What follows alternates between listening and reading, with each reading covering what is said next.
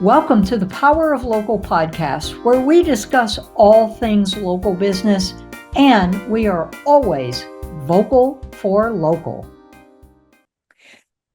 As you all know, because you read the newsletter, right? We went to an amazing conference a few weeks ago in Chicago, met some remarkable people, heard mind-blowing ideas, and more on that later, because we have a bunch of things we're going to be doing for you that we got at the conference. But one of the ideas that came out of it, and I apologize to all of you who know about this because I'm a newbie to this, but it is one of the most exciting things I've heard in a long time.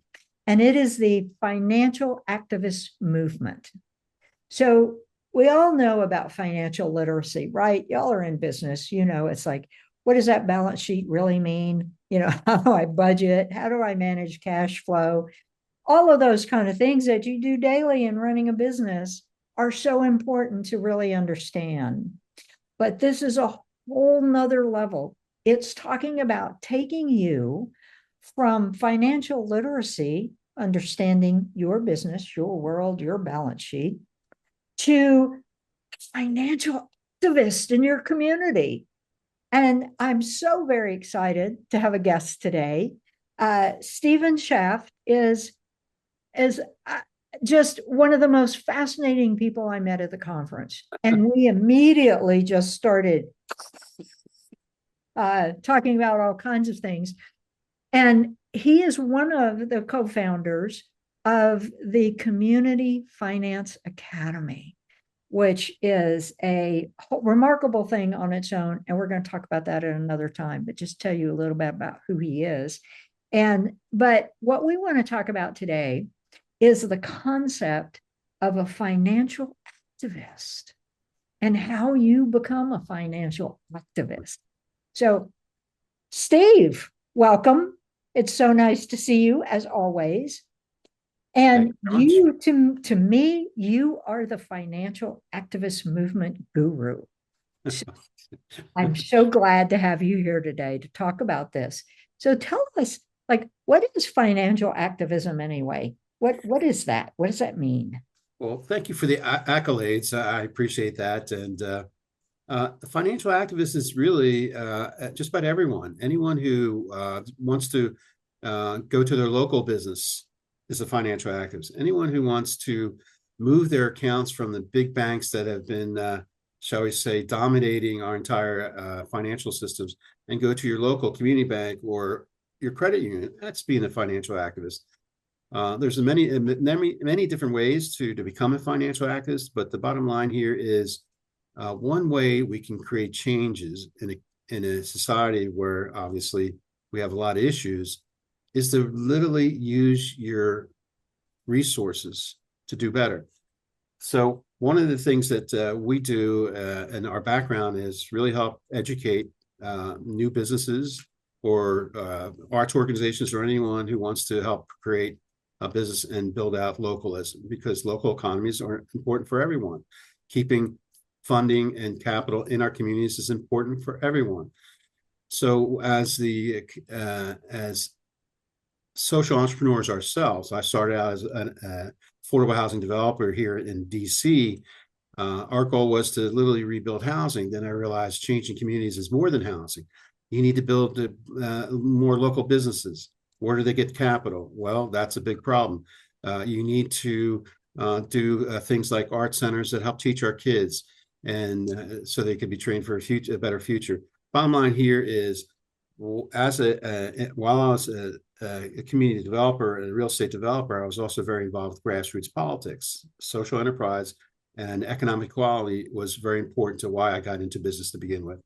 So all along, I'm here helping rebuild communities, while at the same time organizing and plugging in with massive grassroots organizations that had the ability to literally exercise their power through moving their savings or where they shop to the local economy.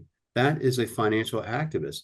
So as an organizer, and as we saw the last several elections that were very, very close, We now have, a society that, has changed dramatically. How do we change that? How do we get control? And one way is really to take back control of our local economies and build our local businesses and start investing in our own businesses or own other infrastructure or community anchors that are much more productive for us. How do you do that? It's in some ways it's easy, but if you're not even aware it's an issue, then that's a problem. And that's why we created the Community Finance Academy, because the first thing we need to do before movement is help educate and explain to people that your money that's sitting in your IRA, that's investing in, let's say, the prison industrial complex, or in anything that is terrible for our ecology. Michael Schumann is a great localist expert who can tell you that the global economy is not a friend of our Earth. So how do you educate people to let them know that, shopping internationally or, working with the big boxes that take your profits and money and ship it out away from our communities and how it hurts us? These are all things that people need to be aware of. It's boring to hear about politics, but when you hear that, wait a minute, going to your local pharmacist and buying your medication there as opposed to the big boxes is better for you because that local pharmacist literally is your neighborhood. Yep. And they literally hire the people in your community who don't get laid off when the market, the economy slows down. These are all important things that add strength and a better sense of community to our neighborhoods, which is very important to everyone's common good. Absolutely. And of course, you are singing our song about first we, shop local, buy everything local. And now we're asking people to live local, right? So it's the next iteration of just a bigger picture of what we should all be doing in our communities because it's where we live, it's what we care about, it's what's important, right? Our communities. Exactly. And I think we're so used to thinking in silos or buckets. So if I have a checking account, so there's an asset, right? Maybe I have a savings account and there's an asset. And maybe I trade on the stock market and I invest in big business, which is what you're doing. You're buying little pieces of those big giant companies, right? Hoping they do well. So, and then there's the CD, which doesn't make you much money, but it's solid. And I think we're used to thinking, for the most part, okay, you put the money there, and then you kind of forget about it, or maybe you check your balance, but it's operating separately from you. And this has to do with individuals, businesses, communities, everybody. But what if we take our thinking just one more step and we say, you know what? And I always feel this way, like this is my town. This is my community. And I should be investing in my community and not the big boxes, not those giant multinational corporations. And so I think it comes down to first, like you're talking about, change of mind, right? A little bigger perspective. Just open up your eyes and mind just a tiny bit to say, this is me, this is mine. And I write a lot about how, wait a minute, business exists for humans, not the other way around.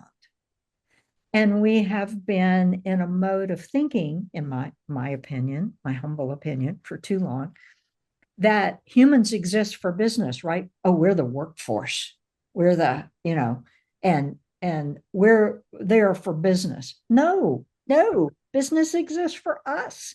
Yeah. So if we take that next evolution of thinking into financial activist, I love this.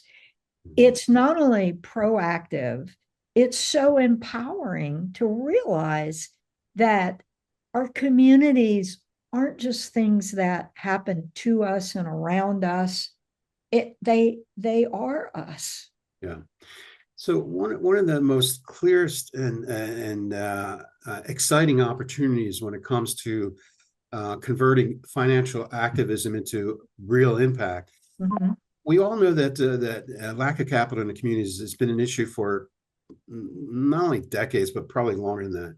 So that's a big problem. How do we find capital, bring into the communities? That's always been there.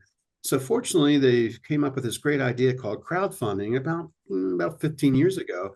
Conceptually, it's great. It's a very democratic way of getting a whole bunch of people who put small investments into a pool, basically, and invest into usually local business. That's a great concept. So crowdfunding is really a good alternative and maybe a solution. But in reality, crowdfunding is a little too cumbersome, still not quite ready for prime time in terms of it's not the best tool to use for small businesses. And frankly, the crowd of investors that even are aware or invest in crowdfunding opportunities is very small, very small. So when I got into and I knew the pioneers of crowdfunding, I thought this is a really great concept. But probably during the pandemic, I realized this is a flawed concept. And one of the biggest flaws is they're not reaching an audience that would be receptive to investing $1,000 in their neighborhood or someone else's neighborhood for that small daycare center that they know that next neighborhood could use. So I thought, here I am. Crowdfunding is a great way to pool money. And it's not free money. It's like it's investment and it's vetted and it's just not, here, throw away and burn up your money. And how do you match that with the community that I knew in my grassroots work, where we literally every election cycle reach out to millions, millions of people to educate them on, this, that, and the other. Why don't we reach out to that same group of activists who are going to write a check to the candidate who's going to probably spend it on a TV ad, or who will respond to signing off on a petition or this and that and the other, or donate to a cause. There's millions of people doing that. And I bet you that even if they're well informed, they don't know that crowdfunding even exists. So again, I'm looking at these activists, political community activists, call them the conventional activists, and we need to make them aware that there's a financial tool that they could use that even at bite-sized $100 or $1,000 investments, that would put their money where their mouth is. So the concept was, and I tell all these crowdfunding gurus and pioneers, you guys aren't talking to the audience. And they're like, well, we don't know where that audience is. And I'm like, we need to build that bridge. So to build that bridge to these millions that we already can reach out to tomorrow, literally, or yesterday, because we've been doing that now with some of the groups I'm working with for the last several election cycles, reaching out to millions and say, hey, do you know there's another way to make an impact in your community or in your world or in your society now that is literally under threat without any exaggerating whatsoever? No matter what your political perspective is, we are in a, shall we say, challenging time, and it's not imagined. So the question is, how do you educate this large group that's already receptive and say, send that $1,000 that's parked in your IRA, that's actually investing in, the fossil fuel industry or the political prison industrial complex or all the things that you're against. Take that money and invest it in that small, barbershop or daycare center or whatever, or recycling or climate business in your community or maybe someone else's community, and get a return. And that's, how do people know that? And that's why the Community Finance Academy was founded, is to help educate that group. But in addition to that, there's millions of people that need to write their small checks. I found over the last several years, I've talked to foundations, donor advised funds, impact investors, a whole bunch of people say, yes, we really want to invest in communities, disinvested communities that you are fairly familiar with, Steve. So yeah, I'm familiar. I've been working in these communities for almost 40 years. I said, your problem is you want to invest in here, but you have no contact or no conduit as to where to invest in these communities. So we want to financially educate the masses, but we want to financially educate those sources of capital that literally want to bring their money to the communities and make sure that that investment gets the best return on it. And this is where we're at. We want to help everyone who can move capital into underinvested communities. In addition, we're not just about training. When we're done training you, we're not going to give you a little certificate and say, okay, good luck, see you later. And then you're off into the sea by yourself. We don't want to waste your time and our time. We want to know that after we've trained you, let's take a closer look at what you're doing. And we have this whole network of professionals who we could bring in and say, your idea is pretty good. How can we help you with the next steps? So Right. the second part of this is one, first training. The second part is, what kind of extra consulting or wraparound services can we provide right here? And the third part is, you're pretty good, but you really probably should bring in a partner. And a partner, of course, is pretty tough to find, especially when you can trust. And you know what? Part of our concept is we or our network will work with you as a joint venture partner, if appropriate, in a way where we won't eat your lunch. And we will basically be your partner to get you up and running, because we not only want to educate you, we want you to get in that business. We want you to build. We want you to have community wealth in your community and your family and your next generation, all that sort of. So the point here is the academy is not just education, it's tying all these things together. All right. And then finally, this is aspirational. The next part is, wow, what if we had our own fund literally ready to go? So when we find these great opportunities, we say, you know what? You need a partner. We'll help you. We'll bring in the right professionals. And we have this fund over here, which is part of our nonprofit academy. Mhm. We'll seed this. So you're not going to spend the next year or two getting discouraged trying to build a capital stack, because your idea is good and it's good today. Let's go. So the whole point here is the Community Finance Academy brings in all these sectors, all this expertise with a very clear and driven social return on investment. We don't want to just see our, investors or financial activists make some money. We want to create local economies that thrive no matter what happens in the community, and which of course is much better for the ecology and a whole bunch of other things. So with that said, then I can go on for another 20 minutes. No, and I'm going to step back from the Community Finance Academy because, Steve, we want to have you back another time to talk about that. But it is taking all these things that are currently in silos out there, and they're not interacting. They're not helping one another, really. They're in their silo doing the thing. Yeah. Community is not a silo. No. It's all of the above, and it's all of it interacting. And the more it interacts, the more it thrives. So from our audience, a local business perspective, those are a lot of resources to help local businesses. And if your neighbors could invest in your business, I mean, who wouldn't do that? And it doesn't mean emptying your retirement account.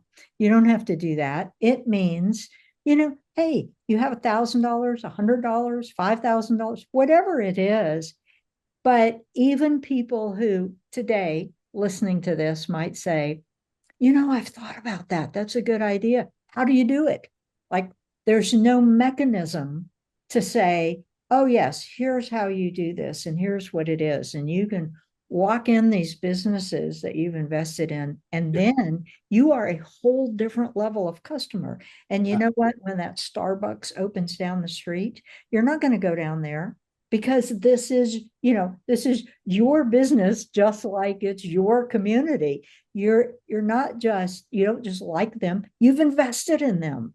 So that's how the entire community rises, and how all of these interwoven and interlinked pieces help to make us more thriving and more sustainable. Because once you have that, you are somewhat less susceptible to what's happening in the rest of the world, because you have this wonderful little ecosystem right there in your neighborhood.